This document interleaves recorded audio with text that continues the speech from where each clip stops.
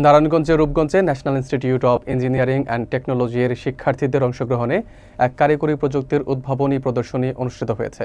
মঙ্গলবার সকালে উপজেলার তারাবো পৌরসভার রূপসী হাবিব কনভেনশন সেন্টারে এ প্রদর্শনীর আয়োজন করা হয়।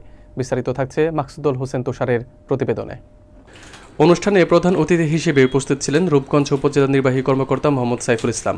এনআইটির পরিচালক অ্যাডভোকেট উম্মে সালমার সভাপতিত্বে অনুষ্ঠিত এই প্রদর্শনীতে বিশেষ অতিথি হিসেবে উপস্থিত ছিলেন কলামিস্ট ফোরাম অব বাংলাদেশ মহাসচিব মীর আব্দুল আলিম। এছাড়াও প্রতিষ্ঠানের শিক্ষক, স্থানীয় সাংবাদিক ও গণ্যমান্য ব্যক্তিরা উপস্থিত ছিলেন।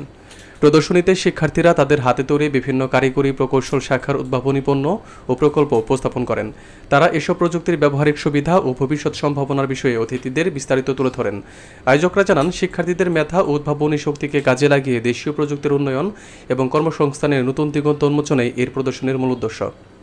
আমি শিক্ষার্থীদের উদ্দেশ্যে বলতে চাই যে তোমাদের হাতেই কিন্তু ভবিষ্যৎ বিজ্ঞান। আজকে আমি অভিভূত, তোমাদের এটাকে আমি ছোট ছোট বলছি এখন, কিন্তু তোমরা অনেক বড় কিছু করে ফেলতে পারবে। টিচার ফেয়ারে যেটা শিক্ষার্থীরা বিভিন্ন বিষয় প্রদর্শন করেছে খুবই চমৎকার ছিল।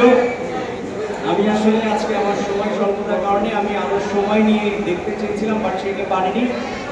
আর এখানে আমাকে ইনভাইট করার জন্য বিশিষ্ট সাংবাদিক মীর আব্দুল আলিম এবং আমাদের এই প্রতিষ্ঠানের সম্মানিত অধ্যক্ষ উম্মে সালমা, দুজনকে আমি ধন্যবাদ এবং কৃতজ্ঞতা জানাচ্ছি। এবং আমাদের এই আয়োজনের সার্থক হোক। আজকে যদি আমি সময়